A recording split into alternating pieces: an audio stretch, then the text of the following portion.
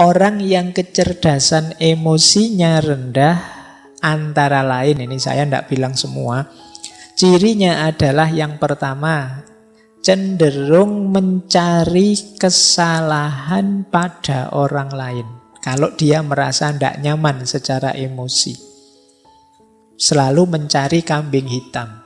Siapa ya yang membuat aku gelisah? Siapa yang membuat aku ruwet kayak gini? Selalu mencari keluar. Nah, ini ciri-ciri emosinya rendah. Paling tidak dia membiarkan dirinya disulitkan, direpotkan, digelisahkan oleh orang lain. Berarti dia tidak mampu mengontrol dirinya. Seperti kemarin-kemarin kan sering kita bilang bahwa kamu itu sakit hati atau tidak tergantung dirimu, tidak tergantung orang lain. Kalau ada orang lain kok bisa membuatmu segelisah itu, ya salahmu sendiri, kamu mau digelisahkan oleh dia. Nah, jadi cenderung menyalahkan orang lain. Yang kedua, tidak mampu mengungkapkan perasaan.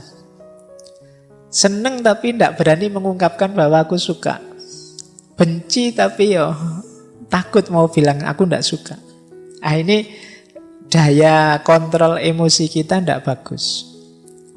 Tidak cerdas mengungkapkan apa yang kita rasakan. Pak, saya tidak nyaman loh Pak ngaji kayak gini nih, tapi saya tidak berani ngomong lah. Nanti kalau saya ngomong diketawain orang semasjid ini misalnya. Nah, itu ada sering kita itu dilanda kendala untuk mengungkapkan apa yang kita rasakan. Ya kita sulit milih ekspresi yang pas, diksi yang sesuai, yang tidak menyakiti orang seperti apa. Itu kita sulit milih. Ini berarti kemungkinan memang daya kecerdasan emosi kita perlu ditingkatkan lagi. Yang ketiga, suka menyerang, menginterupsi, mengkritik, memberi cap orang lain. Nah, agresif ke orang lain. Nah, ini ciri-ciri kecerdasan emosinya kurang tinggi. Saya mau bilang rendah kok sungkan. Jadi ya, jangan suka nyerang orang lain. Ini alamat apa? Dia kesulitan untuk berempati atau memahami atau mengerti perspektif yang diambil orang lain. Jadi dia hanya merasa satu-satunya yang benar ya versiku. Akhirnya yang lain dianggap salah semua, dikritiki, diserang terus yang lain. Nah, ini kemampuan kelola emosinya rendah. Yang keempat, suka memberi analisis rasional berlebihan menanggapi ungkapan perasaan orang lain. Nah, ada enggak teman-teman yang punya teman ketika kita sedikit curhat padanya, kita curhat 3 detik, dia nasihatnya setengah jam. Ya. Aku itu loh kok perasaanku ndak nyaman ya. Wah, terus kita nasihati, ya hidup itu memang begitu, ada teori ini ada. Iya. Jadi itu sebenarnya ya termasuk ciri-ciri belum matang emosinya. Masih ingin mendominasi, masih ingin menguasai, masih ingin orang lain harus ikut dia. Nah, terlalu banyak ingin ngontrol. Berarti dia ingin memposisikan diri lebih tinggi dari temannya, dari sahabatnya. Nah, termasuk ciri emosi yang rendah adalah sering bohong tentang perasaannya atau emotional dishonesty. Ini sama seperti tadi. Kalau tadi tidak mampu mengungkapkan, kalau ini bohong. Mungkin demi citra, mungkin demi orang lain senang, mungkin demi macam-macam. Tapi intinya dia bohong. Padahal itu merugikan dirinya, bisa juga merugikan orang lain. Karena orang lain jadi sulit memposisikan diri di hadapan kita. Suka enggak kamu kalau saya gayanya begini? Sebenarnya enggak suka, tapi bilang, wah suka sekali saya Pak. Meskipun nanti kalau saya enggak ada, diam-diam, itu loh Pak Faiz ngomong apa sejak tadi misalnya. Nah, ini namanya emotional dishonesty. Jadi ketidakjujuran emosional. Ini kalau orang-orang dekat kita, kalau kita tahu mereka tidak jujur kan menyakitkan. Jadi tidak hanya merugikan diri sendiri, tapi merugikan orang lain juga. Karena kita jadi sulit memposisikan diri di hadapan dia, wong dia tidak jujur. Jadi seneng tapi bilangnya benci, benci tapi bilangnya seneng, itu kan merepotkan. Jadi ya mbok kalau seneng bilang saja seneng, meskipun saya seneng sih tapi ya kamu tidak usah terbebani lah, wong cuma saya saja kok, kan tidak masalah. Yang penting kamu jujur. Nah, biasanya juga orang yang emotional quotient-nya rendah itu adalah pendengar yang jelek. Tidak betah dia mendengarkan, suka interupsi, suka debat. Tidak mampu menunggu orang sampai tuntas bicara. Di tengah jalan selalu menyela. Nah, ini kemampuan kontrol dirinya rendah. Mungkin kadang kalau debat itu kan sering saling nyamber itu. Mungkin dia khawatir kalau ini teman lawan bicaraku selesai ngomong, jangan-jangan sulit aku bantahnya. Akhirnya dicegati tengah jalan. Nah, ini pendengar yang jelek. Berarti debatnya memang nyari menang kalah, bukan mencari yang benar. Maka yuk latihan. Terus melebih-lebihkan atau mengecil-ngecilkan yang dirasakan. Kan banyak orang itu hal kecil diheboh-hebohkan. Perasaannya sendiri yang biasa saja sebenarnya itu urusan sepele, tapi seolah-olah wah, sekedar misalnya, wah aku kok enggak kebagian minum ya, wah jangan-jangan takmirnya sentimen saya. Jangan-jangan dibesar-besarkan.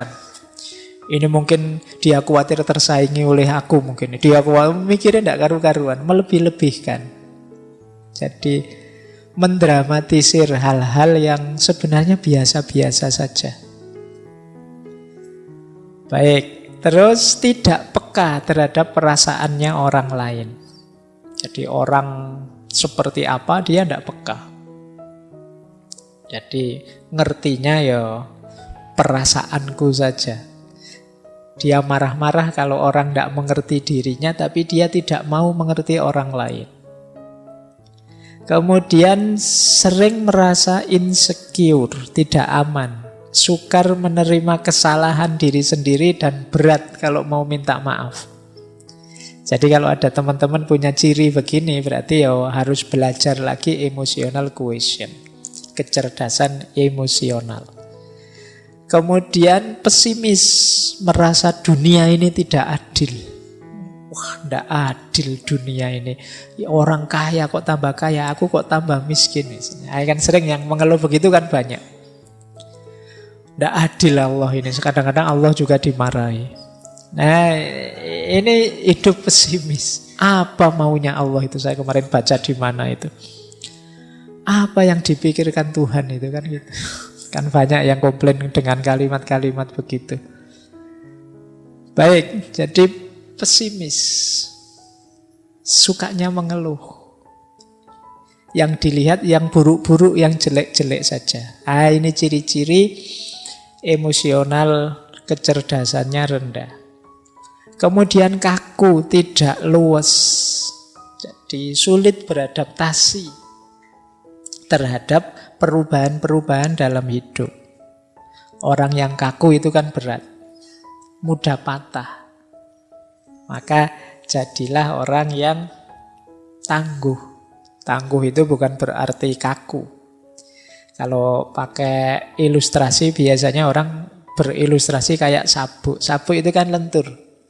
Jadi kadang-kadang dipakai di gigi satu ya bisa, di gigi dua bisa. Kalau kita sedang kerempeng ya masih bisa pakai yang gigi paling awal. Nanti kalau sudah agak makmur bisa. Luwes sabuk itu dipakai seperti apa saja bisa. Karena apa? Dia lentur. Beda dengan yang kaku. Tombak misalnya. Itu kan tidak bisa dilipat, tidak bisa ditekuk. Kalian bawa tombak naik motor ya malang-malang tidak karu-karuan. Karena apa? Kaku, mudah patah. Tapi kalau pakai sabuk gampang.